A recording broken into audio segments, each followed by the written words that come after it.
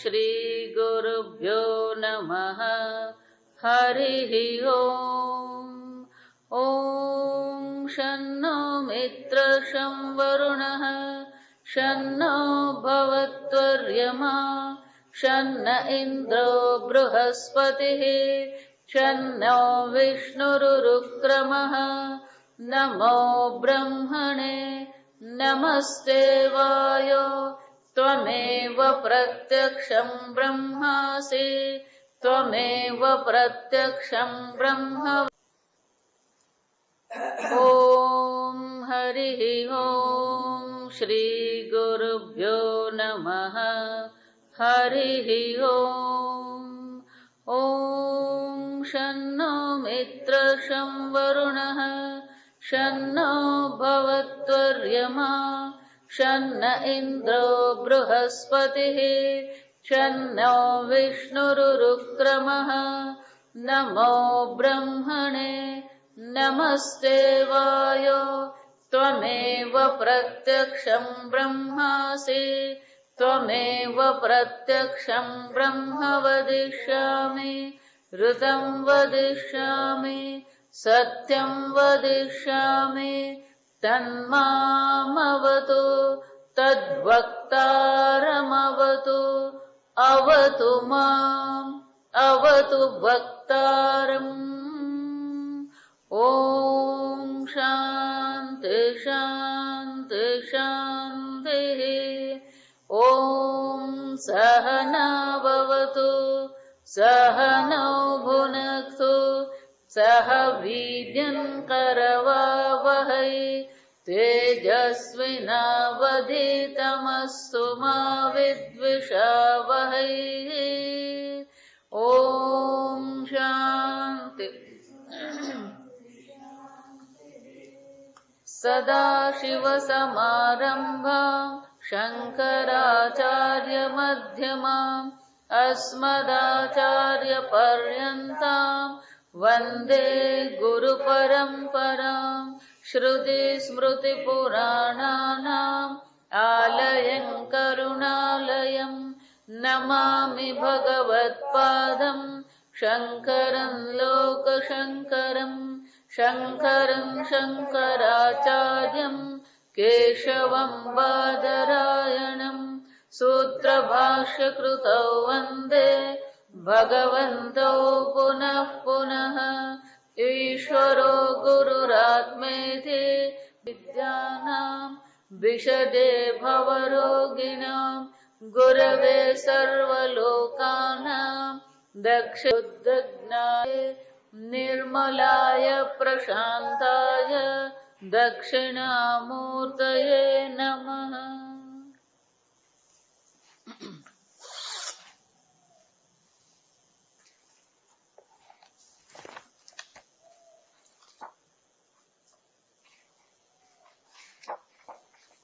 ભાષ્ય જૂના પુસ્તકમાં 45 નંબરનું પાનો છેલ્લેથી બીજો ફકરો નનુ તદ્બ્રહ્મ મળ્યું. નવામાં 38 નનુ તદ્બ્રહ્મ સ આત્મા ઇતિ જ્ઞાતે બ્રહ્મણિ ન વક્તવ્યમ અવિજ્ઞાતવત સવેદ બ્રહ્મ ઇતિ ન તદ્વિશેષ વિવક્ષુત્વાદ અદોષઃ સત્યં વિજ્ઞાતં ચતુર્થ વ્યાહૃતિ આત્મા બ્રહ્મેતિ ન તો તદ્વિશેષઃ હૃદયાन्तઃ ઉપલભ્યત્વ मनोमयत्वादि शांति समृद्धिम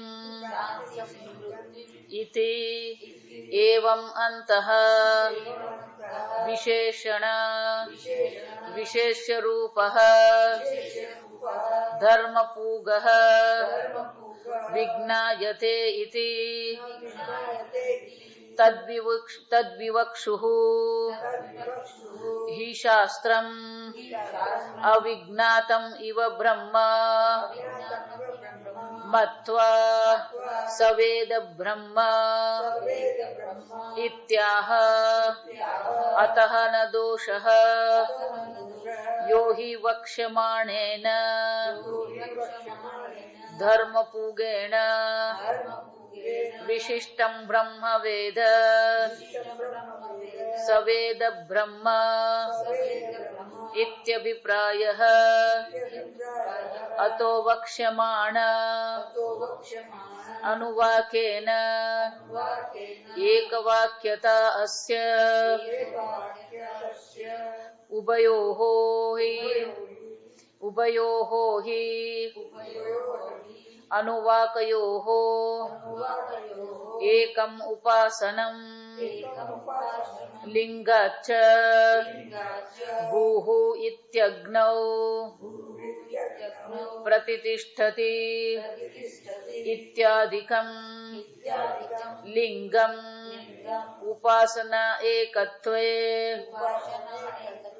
विधायक अभावाच्च नहि वेद उपासीत इति एतत् वा विधायकः कश्चित् शब्दः अस्ति व्याहृति अनुवाके तायो वेद इति तु वक्ष्यमाणार्थत्वात्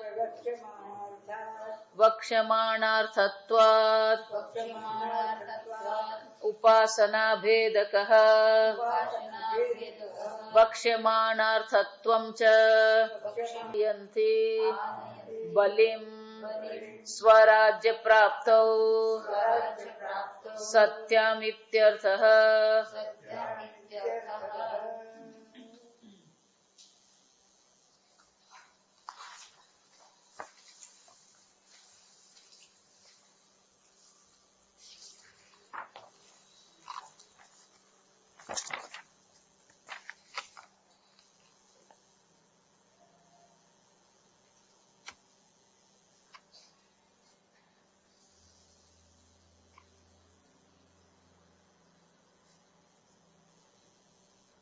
શ્રુતિ માતા ચતસ્રઃ વ્યાહૃતયઃ આ પ્રકારની ચાર વ્યાહૃતિઓ છે. તાયો વેદ આ વ્યાહૃતિઓને જે જાણે છે તે બ્રહ્મને જાણે છે એમ કીધું. સ વેદ બ્રહ્મ એ બ્રહ્મને જાણે છે એવું કીધું. એટલે એ પ્રશ્ન ઉઠાવવામાં આવે કે આગળ પણ તમે કીધું બ્રહ્મ વેદ કીધું તો કે ફરીથી અહીંયા સ વેદ બ્રહ્મ કેવી રીતે કીધું? એટલે પ્રશ્ન શું કીધો? નનુ એટલે એ પ્રશ્ન પૂછવામાં આવ્યો. નનુ તદ બ્રહ્મ સ આત્મા ઇતિ જ્ઞાતે. આગળ કઈ જ ગયા એ મહ છે તદ બ્રહ્મ સ આત્મા તો કે એ બ્રહ્મ છે જે આત્મા સ્વરૂપ છે. ઇતિ જ્ઞાતે બ્રહ્મણી આમ જયારે બ્રહ્મ જાણીતું જ છે અને પછી એના પર જ આ વ્યાહૃતિનો અધ્યારોપ કરવામાં આવ્યો છે અને ત્યાં પછી તમે પાછું કેમ કહો છો સવેદ ઇતિ વક્તવ્યમ અવિજ્ઞાતવત? જાણે કે એ જાણતો જ નતો અને હવે જાણે છે અવિજ્ઞાતવત. જાણે કે જાણતો જ નતો હવે એ જાણે છે એ પ્રકારે તમે કહી રહ્યા છો તો એ તો શું થઈ ગયો? દોષ થઈ ગયો. આગળ કઈ જ ગયા તમે. એટલે કે છે ન શંકરાચાર્યજી કે છે ના એમાં કોઈ દોષ નથી. કેમ દોષ નથી? તો કે આ ઉપાસના છે સમજવાનું. પણ અહીંયા જયારે બ્રહ્મ આત્મા બ્રહ્મ છે એવું કહેવામાં આવ્યું તો એ બ્રહ્મની વિશેષતા શું છે દર્શાવવામાં આવી નથી. એ બ્રહ્મ કેવું છે, ક્યાં એનું જ્ઞાન થાય છે, એની વિશેષતા શું છે દર્શાવવામાં આવી નથી. એટલે શંકરાચાર્યજી કે છે તદ વિશેષ વિવક્ષુત્વાદ અદોષ. એને વિશેષતા કહેવાના ઈચ્છા છે. વિવિક્ષુ મુમોક્ષુ એટલે કે મોક્ષની ઈચ્છા. એ જ રીતે વિવક્ષુ એટલે કોણ કહેવાય? જેને કહેવાની દર્શાવવાની ઈચ્છા છે. એટલે શંકરાચાર્યજી કે છે કે કોઈ પ્રકારથી આ બ્રહ્મની વિશેષતા હજી આપણને દર્શાવવાની ઈચ્છાની દ્રષ્ટિએ જયારે આપણે એમ કહીએ સવેદ બ્રહ્મ તો પછી એમાં કોઈ અદોષ એમાં કોઈ દોષ શક્ય જ નથી. કેમ? સત્યમ વિજ્ઞાતમ ચતુર્થ વ્યાહૃતિ આત્મા બ્રહ્મ ઇતિ. શંકરાચાર્યજી કહે છે એ બ્રહ્મને જાણે છે. સત્યમ વિજ્ઞાતમ, બ્રહ્મ જાણીતું જ છે. પણ કઈ રીતે જાણીતું છે? ચતુર્થ વ્યાહૃતિ આત્મા બ્રહ્મ ઇતિ. વૃત્તિ દર્શાવવામાં આવી એ ચાર વ્યાહૃતિ જે છે એ ચાર વ્યાહૃતિ રૂપી આત્મા બ્રહ્મ છે એવું દર્શાવવામાં આવ્યું. નતુ તદ વિશેષ, પણ એની કોઈ વિશેષતા આપણને દર્શાવવામાં આવી નથી. હૃદયાંત ઉપલભ્યત્વ, પહેલી જ વસ્તુ આ બ્રહ્મ જ્ઞાન ક્યાં થશે? જો આ બહુ મોટો પ્રશ્ન છે આ સમજવાનો. લોકો આ બ્રહ્મ જ્ઞાન થશે એવી ચર્ચા કરે ખરા, પણ બ્રહ્મ જ્ઞાન ક્યાં થશે? શંકરાચાર્યજી કહે છે હૃદયાંત ઉપલભ્યત્વ. છેવટે જ્ઞાન તો ક્યાં થવાનું છે? બુદ્ધિમાં જ છે. બ્રહ્મનું જ્ઞાન હોય કે પુષ્પનું જ્ઞાન હોય, જ્ઞાન તો બુદ્ધિમાં જ થાય. અને એટલા માટે શું કે છે? હૃદયંત ઉપલભ્યત્વ. જો આ બહુ જ અદભુત છે. આગળ પણ આ ચર્ચા બહુ મોટી આવશે. હૃદય અંત ઉપલભ્યત્વ, આ આત્મા જે બ્રહ્મ છે એનું વિશેષતા શું છે? તો કે એ હૃદયની અંદર જ ઉપલબ્ધ થઈ રહ્યું છે. હૃદયમાં ઉપલબ્ધ થઈ રહ્યું છે. તમે તો કીધું કે આ બ્રહ્મ જે છે એ પ્રત્યક્ષ છે, એ સર્વવ્યાપી છે, તો કે હૃદયમાં કેવી રીતે ઉપલબ્ધ થયું? જો વિચારવા, સર્વવ્યાપી બ્રહ્મ છે આપણે જોયું, નિર્વિશેષ છે, તો કે હૃદયમાં કેવી રીતે ઉપલબ્ધ થયું? બુદ્ધો એવું કહેવામાં આવે, આગળની અનુવાદમાં કહે છે બુદ્ધો આ બુદ્ધિમાં જ છે. જો વિચાર, વીજળી જે છે, વાયરમાંથી તારમાંથી વીજળી પસાર થઈ રહી છે, આપણને દેખાતી નથી. વીજળી છે કે નથી એ કેવી રીતે ખબર પડે? પકડી જોવાનું હોય. જો વિચાર, એટલા માટે ઘરમાં પણ આ વીજળી છે કે નથી જોવું હોય તો આપણે શું કરીએ? પેલી સ્વિચ પાડીએ એટલે પેલો બલ્બમાં વીજળી આવી એટલે બલ્બ શું થયો? પ્રકાશિત થયો. તો બલ્બનો પ્રકાશ જે છે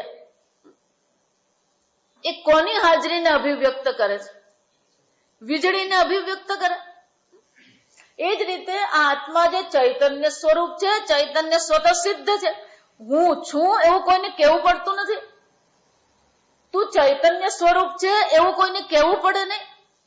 પણ એ ચૈતન્ય જે છે એ ચૈતન્ય બ્રહ્મ છે એ જાણવા માટે શું કરવું પડે? એ ક્યાં જણાઈ રહ્યું છે ચૈતન્ય સ્વરૂપ? કેનો ઉપનિષદમાં આપણે જોઈ ગયા, યસ ચક્ષુષાન ગૃહ્યતે, જેને આંખથી ગ્રહણ કરી શકાય નહીં. યેન ચક્ષુ ગુંસી પશ્યતિ, જેને કારણે આ ચક્ષુઓ જુએ છે, તદેવ બ્રહ્મત્વમ વિદ્ધિ, એ બ્રહ્મ છે. એનો અર્થ શું થયો? જેમ બલ્બનો પ્રકાશ વીજળીની હાજરી દર્શાવે છે, એ જ રીતે તમારી દર્શન ક્રિયા કોને પ્રગટ કરે છે? યદ શ્રોત્રેન ન શૃણોતે યેન શ્રોત્ર ગુંસી શૃણોતે, જેને કાનથી સાંભળી શકાય નહીં પણ જેને કારણે કાન સાંભળે છે, તદેવ બ્રહ્મત્વમ વિદ્ધિ, એ આત્મા બ્રહ્મ છે. યન મનસા ન મનુતે, જેનું મન દ્વારા ચિંતન થઈ વિચારી રહ્યું છે, તદેવ બ્રહ્મત્વમ વિદ્ધિ, મન વિચારી રહ્યું છે એ જ પુરવાર કરે છે કે એ બ્રહ્મ છે. જેને કારણે મન વિચારે છે એ બ્રહ્મ છે. એનો અર્થ શું થયો? આ ચૈતન્ય આત્મા જ બ્રહ્મ સ્વરૂપ છે. આમ હૃદયંત, હૃદય એટલે પછી એવું વિચારવાનું નહીં. જો લોકો છે ને ક્યારેક અર્થ બહુ સ્થૂળ કરતા હોય. હૃદયની અંદર એટલે શું છે? હૃદય ખોલીને જોવાનું અંદર. તો જેટલા ડોક્ટરો હૃદયનું ઓપરેશન કરે ને બધાને સારા દર્શન થઈ જાય, બ્રહ્મના દર્શન થઈ જાય.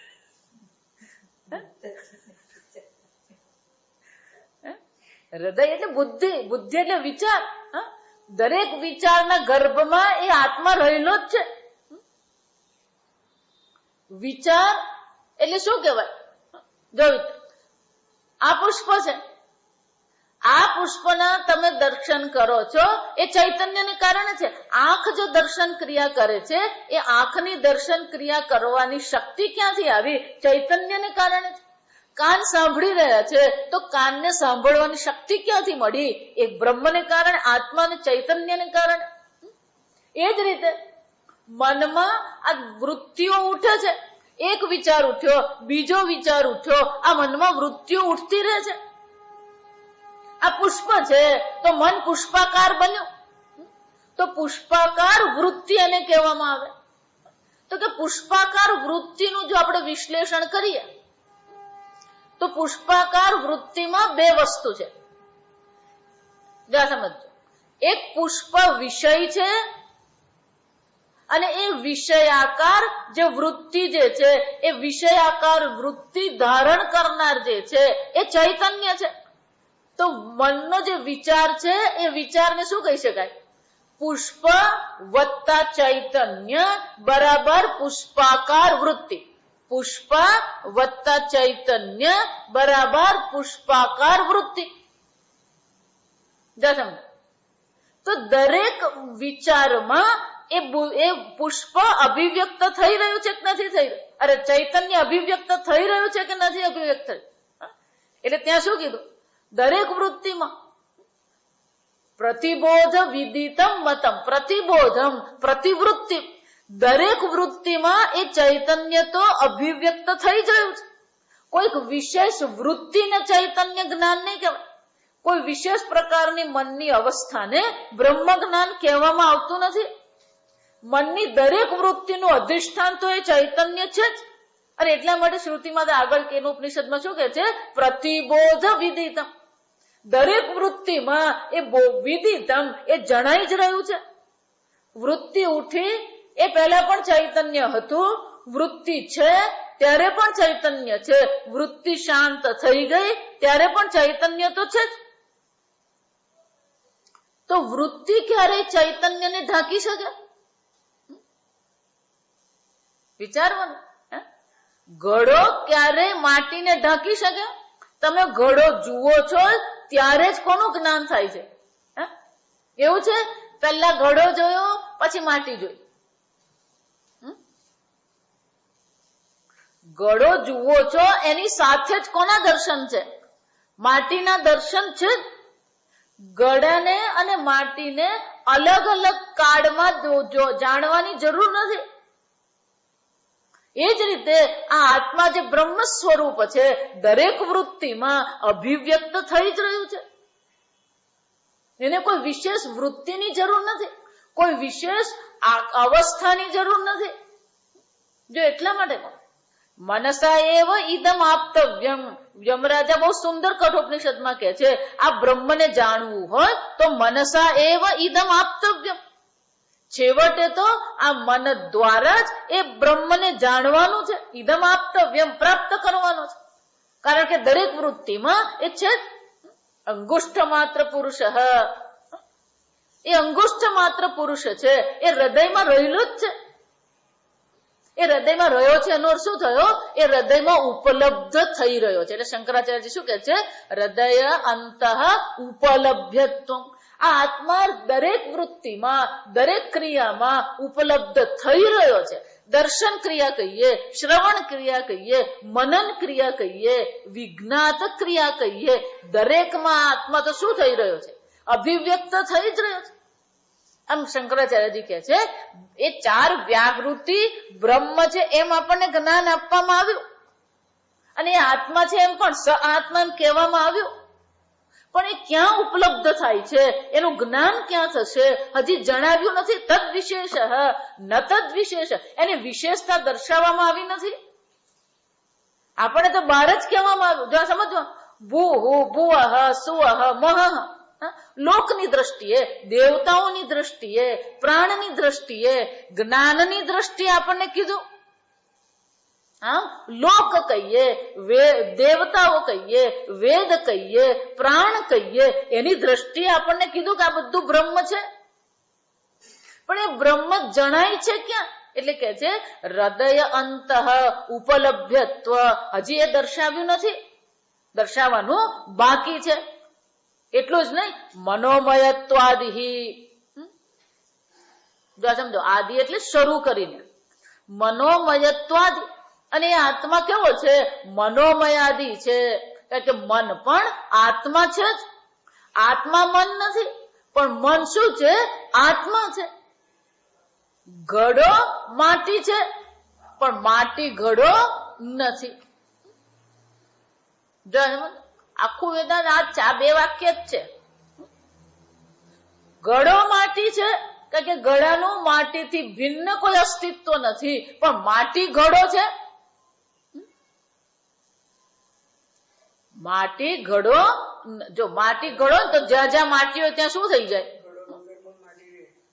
હા, વિચાર. અને એ જ રીતે મનોમયત્વાદિ, શંકરાચાર્યજી કે છે આ વિવેક શું આગળ કેવા દર્શાવવામાં આવશે જ.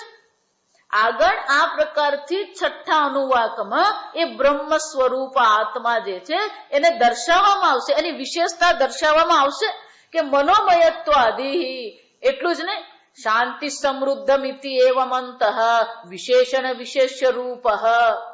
આ પ્રકારથી, આવા વિશેષણથી વિશેષિત થયેલો જે આ બ્રહ્મ આત્મા જે છે એને હજી દર્શાવવામાં આવ્યું નથી.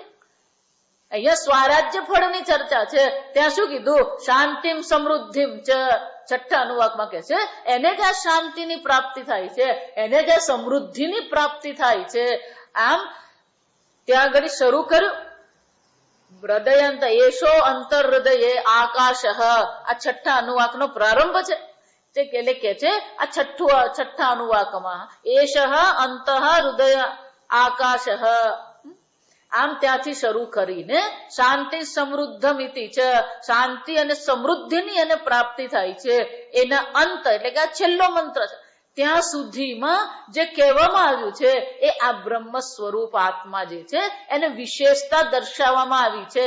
ધર્મ પૂગ વિજ્ઞાયતે. ધર્મ પૂગ, પૂગ એટલે સમૂહ, ધર્મ એટલે એની વિશેષતા. તો કે આ બ્રહ્મની જે વિશેષતા છે એ વિશેષતાનો સમૂહ તો આ દર્શાવવામાં આવ્યો નથી 5મા અનુવાકમાં, 6ઠ્ઠા અનુવાકમાં દર્શાવવામાં આવશે. એને જ ધ્યાનમાં રાખીને જો આ સમજો. તદ વિવક્ષુ ઇહિ શાસ્ત્રમ. એને કહેવાની ઈચ્છાથી, શાસ્ત્ર એને કહેવાની ઈચ્છાથી જ, જણાવવાની ઈચ્છાથી જ અત્યારે અવિજ્ઞાતમ ઇવ, જાણે કે એ બ્રહ્મને જાણતો નથી એવું માનીને શું કે છે? સવેદ બ્રહ્મ. એ વેદ બ્રહ્મને જાણે છે. આમ અત્યારે તો એ બ્રહ્મને જાણી રહ્યો છે, પણ વિશેષતઃ જાણતો ન હોવાથી અને શાસ્ત્ર સ્વયં એ કહેવાની ઈચ્છા રાખે છે. અને એટલા માટે કે છે સવે બ્રહ્મ વેદ, તે બ્રહ્મને જાણે છે. એમ કીધું તો તે એટલે કોણ છે? 6ઠ્ઠા અનુવાકમાં જેની ચર્ચા કરવામાં આવશે તેની છે વાત. અતઃ ન દોષ, શંકરાચાર્યજી કે છે એટલા માટે જયારે અહીંયા ફરીથી સવેદ બ્રહ્મ એમ કહેવામાં આવ્યું, અતઃ ન દોષ, એમાં કોઈ દોષ છે જ નહીં. કેમ? યોહિ વક્ષ્યમાણેન ધર્મ પુગેણ વિશિષ્ટમ બ્રહ્મ વેદ સવેદ બ્રહ્મ ઇતિ અભિપ્રાય. જો બહુ સુંદર છે. સવેદ બ્રહ્મ એનું શું થાય? તે બ્રહ્મને જાણે છે. કોણ બ્રહ્મને જાણે છે?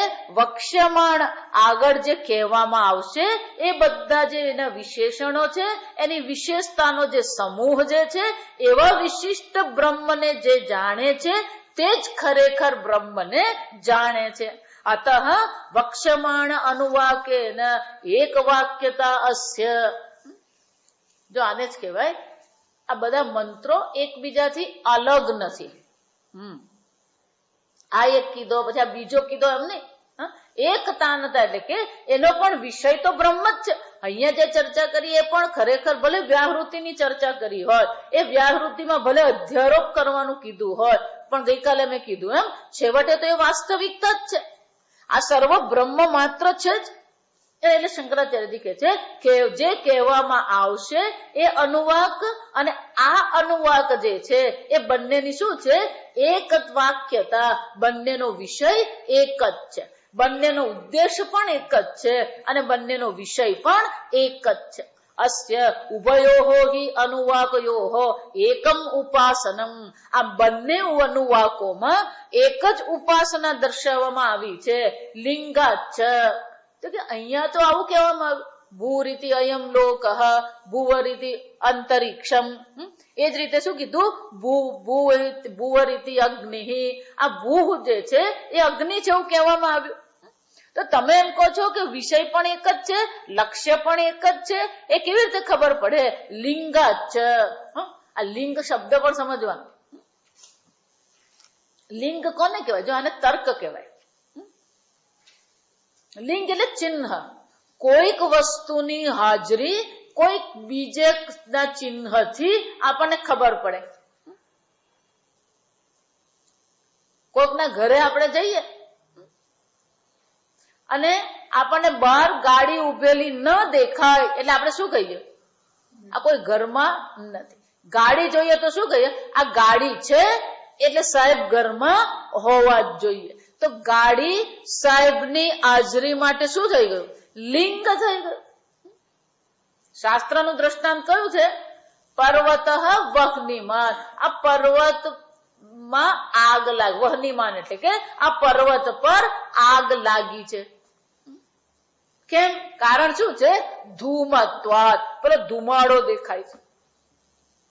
કે ધુમાડાને અગ્નિને શું સંબંધ? નિશ્ચય કરી દીધો. અને પ્રતિજ્ઞા કહેવાય. પર્વત વહ્નિમાન આ પ્રતિજ્ઞા છે. એને માટે કારણ કયું છે? ધૂમત્વાત. પણ કે ધુમાડાને આગને શું સંબંધ છે? યત્ર યત્ર ધૂમઃ તત્ર તત્ર વહ્નિઃ. જ્યાં જ્યાં પણ ધુમાડો હોય ત્યાં આગ, અગ્નિ અવશ્ય હોય. જ્યાં સમજ, ઊંધું નહીં કરવાનું. યત્ર યત્ર અગ્નિ તત્ર તત્ર ધૂમઃ. મગજમાંથી ધુમાડો નીકળવા માંડે. આ સમજવા.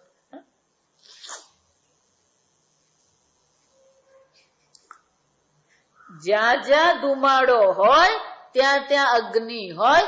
જ્યાં જ્યાં અગ્નિ હોય ત્યાં ધુમાડો હોય એવું જરૂરી નથી. તમે આ ધુમાડો ને અગ્નિ સાથે ક્યાં જોયો? પાકશાલાયામ, રસોડામાં જોયું. જો હવે આ રસોડામાં ચૂલો રહ્યો નથી. આ સમજો, રાત્રે સુઈ જાય ને એ પહેલા પેલો ચૂલો બરાબર એનો અગ્નિ શાંત થઈ ગયો કે નહીં એ જોવું પડે. કેમ? ત્યારે આવી બારીઓને હતું ને વેન્ટિલેશન, આગળ બારણું હોય ને પાછળ બારણું હોય, બાકીની બંને બાજુ દિવાલ પર શું હોય? કોઈ બારી નહીં હોય, બાજુવાળાની દિવાલ હોય. એટલે જો ચૂલો ચાલુ રહી ગયો તો શું થવાનું? ધુમાડો થાય, કાર્બન ડાયોક્સાઇડ થાય, માણસ મરી જાય. એટલે સૂતી વખતે પેલો શું કરે? પેલો ચૂલામાં જોઈ લેવામાં આવે ધુમાડો નીકળે છે કે નથી નીકળતો. એટલે શું કે છે? આ પાકશાલા, આ ચૂલામાં અમે જોયું કે જો ધુમાડો નીકળતો હોય તો સમજી લેવાનું ત્યાં પેલો હજી શું છે? અંગારન કહેવાય. દેવતા કહીએ આપણે. હજી દેવતાઓ ત્યાં છે. પણ જો ધુમાડો નીકળતો નથી તો દેવતાઓ ત્યાં નથી. જો સમજ. અને એટલે કે છે પાકશાલા. આ પાકશાળામાં અમે જોઈએ છે. અતઃ તો પછી નિર્ણય શું છે? અતઃ પર્વત વહ્નિમાન. એ જ રીતે શંકરાચાર્ય કહે છે આ બંને અનુવાક જે છે એની એકતાનતા છે, એક વાક્યતા છે.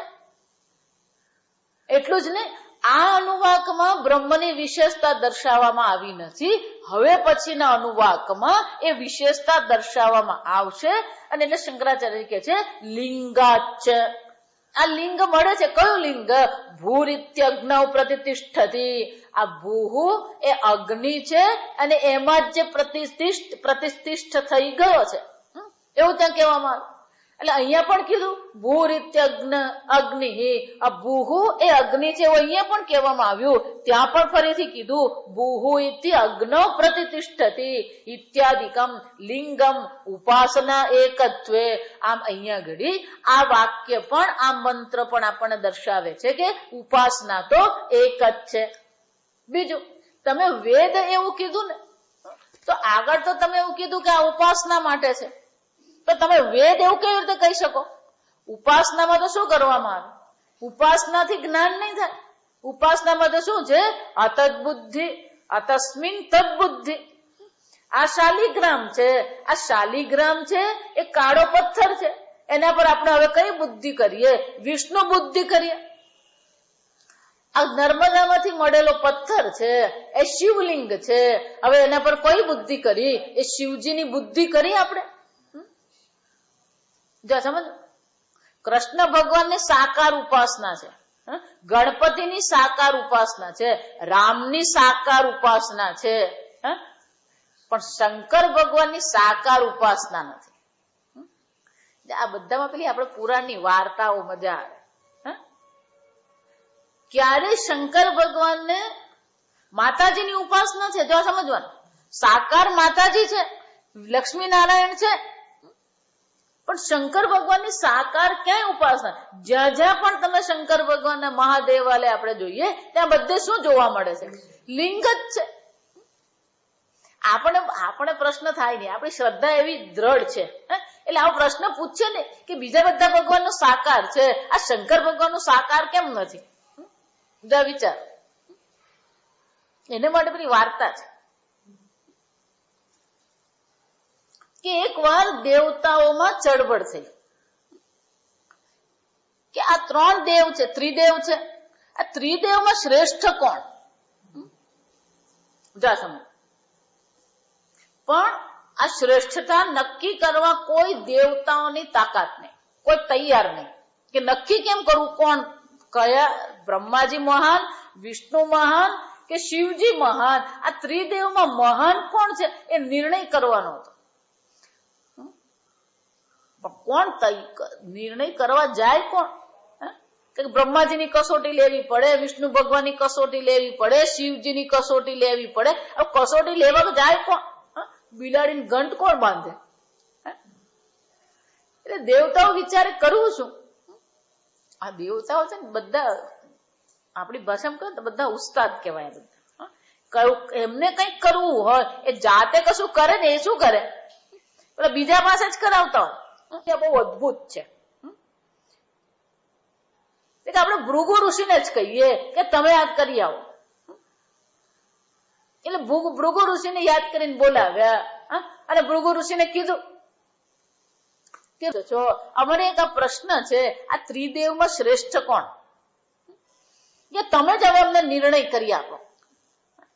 આ બિચારા ફસાઈ ગયા. જો સમજવાનું.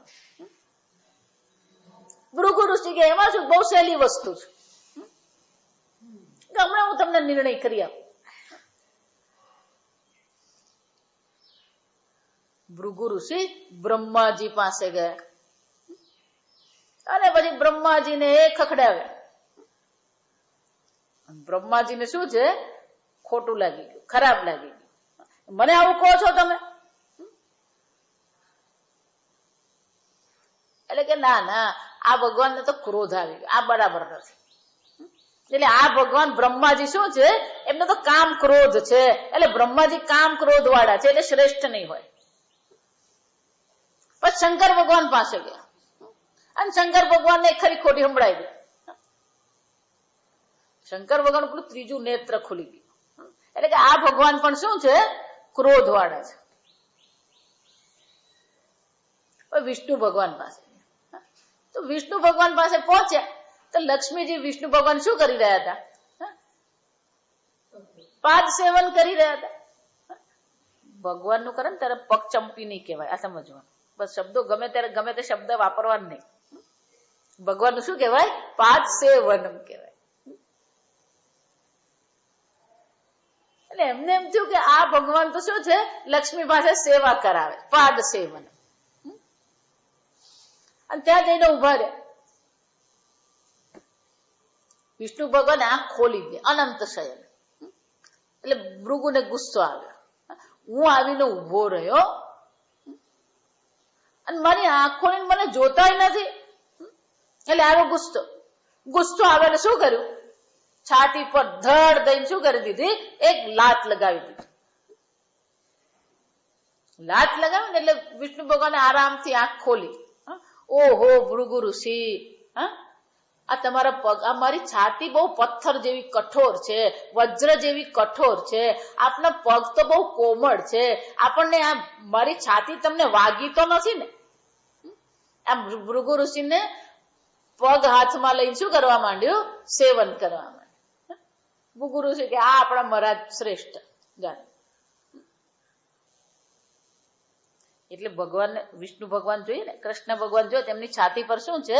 એ ભૃગુ ઋષિનો પાદનો ઘાત છે હજી પણ. ભગવાનની છાતી પર બે નિશાની છે, એક વિષ્ણુની એક લક્ષ્મીની રેખા છે, અને બીજું શું છે? આ ભૃગુનો જે પાદનો આઘાત જે છે એ જોવા મળે. તો કે વિષ્ણુ ભગવાન શ્રેષ્ઠ, પણ શંકર ભગવાનને ક્રોધ આવી ગયો. અને શંકર ભગવાનને ક્રોધ આવ્યો એટલે કે છે આજથી તમારી સાકાર ઉપાસના કોઈ નહીં કરે. પેલા બ્રહ્માજીને શું શ્રાપ આપ્યા? હવે કોઈ દિવસ તમારું મંદિર નહીં બને. બ્રહ્માજીનું ક્યારે મંદિર નહીં બને, શંકર ભગવાનની કોઈ સાકાર ઉપાસના નહીં કરે. આ વિષ્ણુ ભગવાનની ઉપાસના બધા કરે. હજુ આ વાર્તા જ છે. લિંગ અને શું કહેવાય? લિંગ શબ્દ. એ જ રીતે આ લિંગ એમ કહીએ, આ પથ્થર છે, પણ એ ખરેખર કોનું આપણને જોડી આપે છે? શંકર ભગવાન છે, લિંગ છે. લિંગ એટલે કે એના દ્વારા આપણે સમજીએ છીએ કે આ શંકર ભગવાન છે, લિંગ છે એના માટે.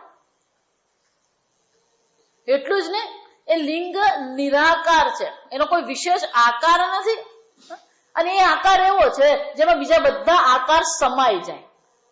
લિંગ એવો આકાર છે જેમાં બીજા બધા આકારનો સમાવેશ થઈ શકે. એ જ રીતે એ પરમાત્મા એ છે જેમાં સંપૂર્ણ જગતનો સમાવેશ થાય છે. આમ આ લિંગ છે, પરમાત્મા માટેનું લિંગ છે ત્યાં. એ જ રીતે શંકરાચાર્ય કહે છે લિંગમ ઉપાસના એકત્વ ઇત્યાદિકમ લિંગમ. અનેક પ્રકારના લિંગ, આના પરથી આપણને ખબર પડે છે કે ઉપાસના તો એક જ છે. બીજું વિધાયક અભાવાચ. વિધાયક સામાન્ય રીતે જયારે ઉપાસના હોય ત્યારે પેલું વિધાન કરવામાં આવે. વિધાન એટલે આદેશ કરવામાં આવે. કેવો આદેશ કરવામાં? શંકરાચાર્યજી કહે છે વેદ આ પ્રકારથી એને જાણો તમે. ઉપાસિત આ પ્રકારથી તમે એની ઉપાસના કરો. પણ કે ઇતિ વા વિધાયક કશ્ચિત શબ્દ ન અસ્તિ. પણ એવો કોઈ અહીંયા આગળ વિશેષ શબ્દ છે જ નહીં. વિધાન કરનારો કોઈ શબ્દ અહીંયા છે જ નહીં. ઉપાસના કરવાની હોય તો વિધાન કરવું પડે. આ પ્રકારથી તું ઉપાસના શાલિગ્રામે વિષ્ણુ બુદ્ધિ, આમ શાલિગ્રામમાં તું વિષ્ણુ બુદ્ધિ કર એવું વિધાન કરવામાં આવે, એવો આદેશ કરવામાં આવે. પણ અહીંયા આગળ એવો કોઈ આદેશ જોવા મળતો નથી. વિધાયક અભાવાચ તાયો વેદ. આમ સીધું વ્યાહૃતિ અનુવાકે, આ વ્યાહૃતિ અનુવાકમાં તો શું કીધું? તાયો વેદ. આ જે વ્યાહૃતિઓ જે છે તાહા વ્યાહૃતય યહ વેદ. આ વ્યાહૃતિઓને જે ઇતિ સવેદ બ્રહ્મ, એ બ્રહ્મને જાણે છે. વક્ષ્યમાનાર્થત્વાત ઉપાસના અભેદક. અને એટલા માટે જ ઉપાસનામાં કોઈ ભેદ નથી. છઠ્ઠા અનુવાકની ઉપાસના જોઈએ કે અહીંની ઉપાસના જોઈએ, ઉપાસના બંને સરખી જ છે અને બંનેમાં જ સવેદ બ્રહ્મ. આમ એ બ્રહ્મને જાણે છે. કયા બ્રહ્મને? જે હવે પછીના અનુવાકમાં કહેવામાં આવશે. વ્યાહૃતિ અનુવાકે તાયો વેદ ઇતિ વક્ષ્યમાનાર્થત્વાત ઉપાસના અભેદક વક્ષ્યમાનાર્થત્વમ ચ તદ વિશેષ વિવક્ષિત્વાત. વક્ષ્યમાનાર્થ આગળ જે કહેવામાં આવશે એ આગળ કહેવામાં આવવાની અનુવાકમાં તદ વિશેષ, એમાં વિશેષતા દર્શાવવામાં આવશે. બે વિશેષતા દર્શાવવામાં આવશે. એક તો એ હૃદયમાં ઉપલબ્ધ છે, અને એ કઈ રીતે ઉપલબ્ધ છે? મનોમય રૂપે એ બ્રહ્મ આ હૃદયમાં ઉપલબ્ધ થઈ રહ્યું છે. આ પ્રકારથી આગળ દર્શાવવામાં આવશે. એટલું જ નહીં, આદિત્યાદિ ઇત્યાદિના ઉક્તમ, આ પ્રકારથી એને જણાવવામાં આવશે. એટલું જ નહીં, શંકરાચાર્યજી કહે છે આ પ્રકારથી જે બ્રહ્મને વ્યાહૃતિને બ્રહ્મ સ્વરૂપ જાણે છે, અને એ બ્રહ્મ સ્વરૂપ પરાહૃતિની ઉપાસના જે કરે છે, એને કયું ફળ પ્રાપ્ત થાય છે? આગળ જોઈ ગયા આપણે. શંકરાચાર્યજી કીધું મેધાકામ શ્રીકામ તો છે જ, સાથે સાથે સ્વરાજ્ય ફલમ પ્રસ્તુયતે. અહીંયા સ્વરાજ્ય ફળની પણ પ્રસ્તુતિ કરવામાં આવી છે. અહીંયા સ્વરાજ્ય ફળ રજૂ કરવામાં આવ્યું છે. તો કે એનું સ્વરાજ્ય શું છે? સર્વે દેવા બલિમાવહંતી. સર્વ દેવતાઓ એને શું કરશે? એને માટે આહાર લઈ આવશે. બલિ એટલે આહાર. જા સમજવા, સર્વે દેવા બલિમ આવહંતી. એટલે શંકરાચાર્યજી કહે છે સર્વે દેવા અસ્મૈ એવમ વિદુષે અંગભૂતા આવહંતી. સર્વે દેવા, કયા દેવતાઓ? એટલે શંકરાચાર્યજી કહે છે બીજા કોઈ દેવતાઓ નહીં. આ સમજવાનું, કયા દેવતાઓ? તે કે અંગભૂતા. આ ભૂવમાં કયા દેવતાઓ બતાવવામાં આવ્યા? આ પૃથ્વી પણ અદેવતા છે, આદિત્ય દેવતા છે, ચંદ્રમા દેવતા છે, અગ્નિ દેવતા છે, વાયુ દેવતા છે, પ્રાણ દેવતા. આ બધા છેવટે તો કોણ છે? જેની પણ ઉપાસના કરવામાં આવી, જેનો પણ આરોપ કરવામાં આવ્યો, એ બધા તો છેવટે કોણ છે? દેવતાઓ જ છે. અંગભૂતા, એના જેટલા પણ અંગ, ભૂ સ્વ એ અંગ છે. પહેલી ત્રણ વ્યાહૃતિ અંગ છે, અને એના જેટલા પણ અંગ બતાવવામાં આવે એ બધા અંગભૂતા, એ અંગ રૂપ સર્વ દેવતાઓ છે. અને એ સર્વ દેવતાઓ શું કરશે? વિદુષે, યસ્મૈ એવમ વિદુષે અંગભૂતા આવહંતી આનયંતી બલિમ. એને માટે શું કરશે? અનુકૂળતા કરી આપશે, એને આહાર લાવી આપશે. એટલું જ નહીં, આવહંતી એની પ્રશંસા પણ કરશે. આમ અહીંયા બ્રહ્મ જ્ઞાનની પ્રશંસા થશે, અને એને જીવનની બલિ એટલે એના જીવનની અનુકૂળતા. જો ભગવાન એ જ કહે છે ગીતા, ચિંતયંતો મામ યે જનાઃ પર્યુપાસતે તેષામ નિત્યમ અભિયુક્તાનામ યોગક્ષેમં વહામ્યહમ. આ જો અહીંયા કોઈ સિદ્ધિ બતાવતા નથી. જેને આ જ્ઞાન થઈ ગયું છે એને પછી એને જીવનની રક્ષા એને કરવી પડતી નથી. ભગવાન કહે છે એના યોગ અને ક્ષેમની ચિંતા હું કરું છું. એમ અહીંયા પણ એ જે જાણે છે સવેદ, એ જે જાણે છે એને આ સર્વ અંગભૂત દેવતાઓ એના જીવનની અનુકૂળતા કરી જ આપે છે. એને કઈ કરવું પડતું નથી. સ્વરાજ્ય પ્રાપ્ત સત્યમ ઇત્યર્થ. આ પ્રકારથી એને સ્વરાજ્યની પ્રારાજ્ય એટલે કે એને પોતાના યોગક્ષેમની ચિંતા કરવી પડે. જો એટલા માટે આ સંન્યાસી હોય ને એ લોકોએ દરેક જ્યાં જાય ને તો એક અન્નપૂર્ણા શોધી લેવી પડે. એ અન્નપૂર્ણા નહીં હોય તો ગરબડ થઈ જાય. પણ ભગવાન એ વ્યવસ્થા કરી આપે. સંન્યાસી જાય એટલે ભગવાન અન્નપૂર્ણાની વ્યવસ્થા કરી જ દે. મહારાજશ્રી અમને કહેતા કે સાધુ બનના હૈ तो घर घर खाना पड़ेगा, किसको थैंक यू कहेंगे? पूछता हूं કેટલા લોકોને તમે થેન્ક યુ કહેશો? સવારે એકને થેન્ક યુ કેવું પડે, બપોરે એકને થેન્ક યુ કેવું પડે, સાંજે ભોજન કરાવે એને પણ શું કરવું પડે? થેન્ક યુ કેવું પડે. એટલે મહારાજશ્રી કે किसी को थैंक यू बोलने की जरूरत नहीं है. क्यों? सन्यासी को भोजन अन्नपूर्णा देती है. जो આ વાસ્તવિકતા છે. સંન્યાસીનું ભોજન કોણ આપે છે? ગૃહસ્થ નથી આપતો. અન્નપૂર્ણે સદાપૂર્ણે શંકર પ્રાણવલ્લભે જ્ઞાન વૈરાગ્ય સિદ્ધ્યર્થમ ભિક્ષાન દેહી ચ પાર્વતી. સંન્યાસીની ભિક્ષા કોણ આપે છે? ગ્રહસ્થ નહીં આપે, અન્નપૂર્ણા આપે છે. એટલે કે છે સર્વ દેવતાઓ પણ એને અનુકૂળ જ હોય છે. એને અન્નપૂર્ણા પ્રાપ્ત કરાવી જ દે. એને શોધવું પડે જ નહીં. જો હમણાં વડોદરા જવાનું છે, તો વડોદરા ગયા, હિન્દુ બુદ્ધની જે કોન્ફરન્સ થઈ ગઈ ને, સેમિનાર થઈ ગયો, એટલે ત્યાં ગયા. મને કઈક પણ રહેવાનું શું કરવાનું છે, રહેવાનું શું કરવાનું, થઈ જશે. પણ ક્યાં રહેવાનું? કોન્ફરન્સ હતી એટલે બધા જે બૌદ્ધ સાધુ આવ્યા હતા, સ્વામીજી હતા, એ બધા પેલા ગેટ એ તાજ જો આ સમજવાનું. પાછો કે અમે 1500 નું ડિસ્કાઉન્ટ, 9000 માં તું 1500 નું ડિસ્કાઉન્ટ આપે તો ભાવ તો શું થયો? સમજ, આપણે તો હોટલમાં ઉતર જવાનું ક્યાં? જા સમજ. પણ એ વ્યવસ્થા થઈ ગઈ. વ્યવસ્થા એવી થઈ કે રાત્રે 12:30 વાગ્યા સુધી સત્સંગ કર્યો અને બીજે દિવસે સવારે 8:30 થી 12:30 સુધી પાછું શું કર્યું? સત્સંગ જ કર્યો. એટલે બે બાજુ થઈ ગયું. આ સમજવાનું. મને અન્નપૂર્ણા મળી ગઈ અને એ લોકોને શું મળી ગયું? સત્સંગ મળી ગયો. ફોન એક જ ફોન કરે તો પેલા ભાઈએ કહી દીધું, હા કે આવી જ જાવ ને, કે તમારે બીજે જવાનું જ નથી. આમ ભગવાન શું કરતો હોય? એ જોતો હોય. સર્વે દેવા હા બલિમા વહંતી, એ ભગવાનને ચિંતા હોય. પણ આપણી મુશ્કેલી એ છે, ભગવાને જે ચિંતા કરવાની ને આપણે કરીએ, અને આપણે જે કરવાનું છે આપણે કરતા નથી. ભગવાન કે તું શું કર? નિત્ય અભિયુક્તા નામ, તું ઈશ્વર ચિંતન કર. જો ત્યાં અર્જુનને ભગવાન બાહે ધરી કેમ આપે છે? યોગક્ષેમમ વહામી હમ.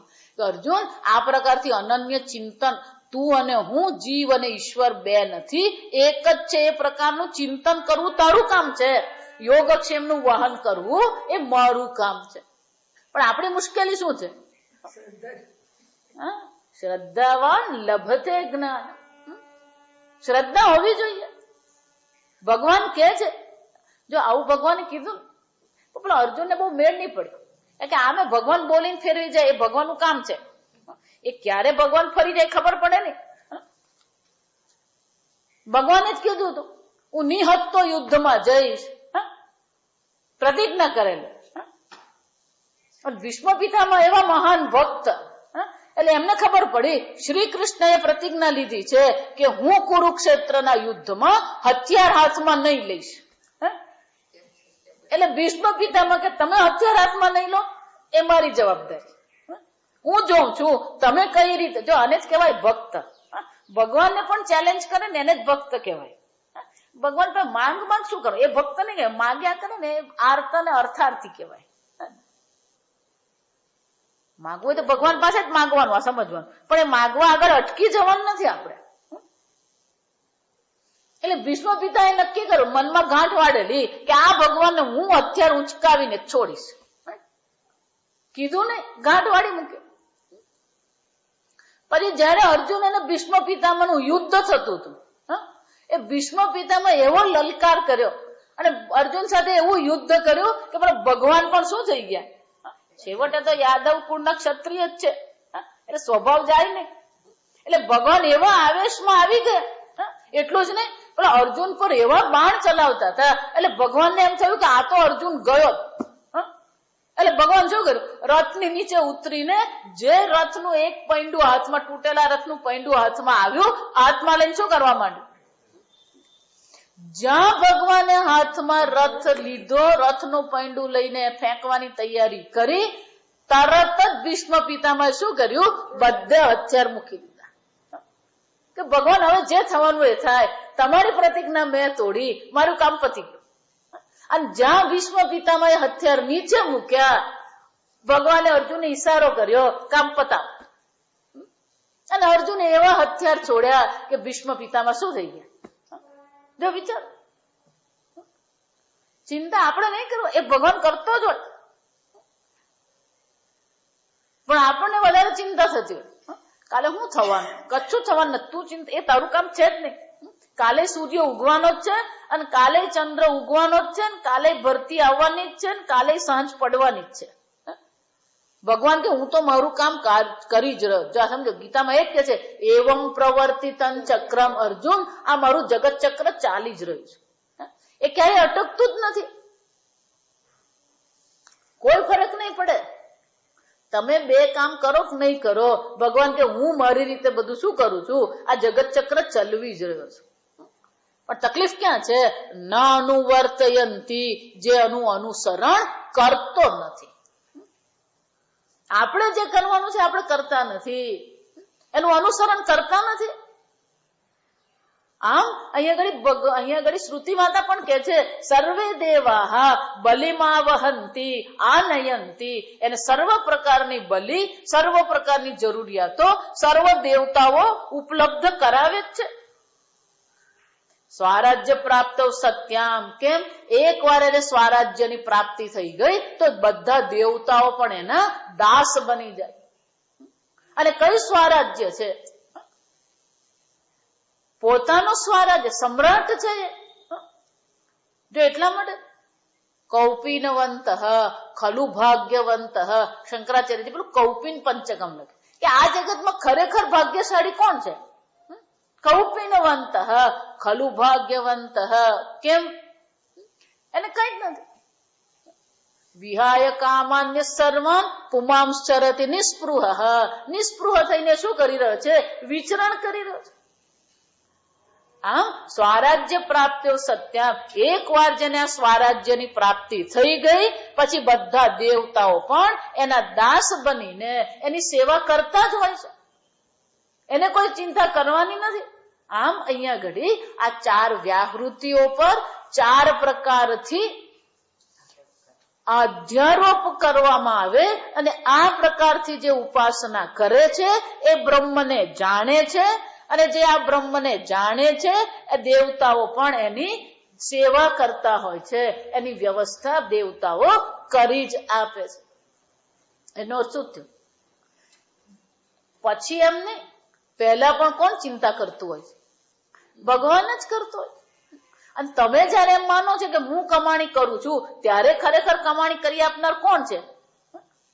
ભગવાન જ. આપણે પ્રશ્નોપનિષદમાં જોઈ ગયા, આ પ્રાણ છે, ઇન્દ્રિયો છે, આ બધા કામ કરી રહ્યા છે એટલે તો તમે કમાણી કરી શકો છો. આ પ્રાણ બરાબર ચાલી રહ્યા છે, આ અપાન બરાબર ચાલી રહ્યો છે, સમાન બરાબર ચાલી રહ્યા છે તો તમે કર્મ કરી શકો. આમાં એકાદમાં ગડબડ થઈ જાય ને, આ વ્યાનમાં જરાક મસ્તી ગડબડ થઈ જાય તો શું થવાનું? વ્યાન એટલે આ હૃદય, લપડપ હૃદય ચાલી રહ્યું છે એટલે તો આપણે કામ કરીએ છીએ. લપડપ થઈ ગયું, શું કરવાનું? ડોક્ટર કે 1 મહિનાનો ખાટલો. એનો શું થયું? તમે નથી જાણતા ત્યારે કોણ તમારી ચિંતા કરે? ઈશ્વર જ કરી રહ્યો છે. હું કરું એ જ અજ્ઞાનતા, શકટનો ભાર જેમ શ્વાનતા. આ બધી ચિંતા છોડી દેવાની. સમજ? સર્વ દેવતાઓ આપણી સેવા કરી જ રહ્યા છે અને ભગવાને જન્મ આપ્યો તો જન્મ આપ્યો છે તો વ્યવસ્થા કરવાનું કામ પણ ભગવાનનું છે. ભાગવતમાં કથામાં બહુ સુંદર ચર્ચા કે ભગવાન જ્યારે મનુષ્ય બાળકનો જન્મ થાય છે, એ મનુષ્ય બાળક ચાલી શકતું નથી, બોલી શકતું નથી, ખાઈ શકતું નથી, મુખમાં દાંત નથી. જો સમજો, એ ઉભો થઈ શકતું નથી. તો એ ભગવાને શું કર્યું? તો કે ક્ષીરસાગરમાંથી માના હૃદયમાં, માના સ્તનમાં એને દૂધ ભરેલું છે. ખબર છે આ બાળક કઈ કરી શકે એમ નથી, હજી એનું પાચન તંત્ર પણ એવું તૈયાર થયું નથી. તો ભગવાનને ચિંતા છે, ક્ષીરસાગરમાંથી ભગવાને શું કર્યું છે? માના સ્તનમાં એ દૂધ ભરેલું. પણ એ કેવી રીતે ભર્યું? ગેસના બાટલાની જેમ ભર્યું? એ બધી ચિંતા આપણે નહીં કરવાની. વિચાર, ભગવાન આપણી સેવા કરી જ રહ્યા. ખરેખર આપણે ભગવાનની સેવા નથી કરતા. ભગવાનની સેવા કરીએ ને ત્યારે અહંકાર કરવાનો નહીં, મેં ભગવાનની આટલી સેવા કરી. ખરેખર આપણી સેવા કોણ કરી રહ્યું છે? આ દેવતાઓ રૂપે ભગવાન આપણું કામ છે. પણ આપણે નિશ્ચિંત નથી. જે આ બ્રહ્મને જાણે છે એ નિશ્ચિંત છે, એને કોઈ ચિંતા નથી, એ બધી જ સેવા કરે છે. એને ખબર છે ભગવાન મારી સેવા, ભગવાન મારું કામ, મારી જવાબદારી લઈ રહ્યો છે. એટલે શંકરાચાર્યજી કહે છે સ્વરાજ્ય પ્રાપ્ત્યો સત્યામ, એક વાર જેને આ સ્વરાજ્યની પ્રાપ્તિ થઈ ગઈ, સવેદ બ્રહ્મ, જે આ બ્રહ્મને જાણે છે, સર્વ દેવતાઓ પણ એની સેવા કરે છે. આગળ આપણે મળીશું 21મી ફેબ્રુઆરી, એટલે 22મી ફેબ્રુઆરીથી આપણું શરૂ થશે, બરાબર? ત્યારે આપણે છઠ્ઠો અનુવાદ શરૂ કરીએ. ઓમ અસતો મા સદ્ગમય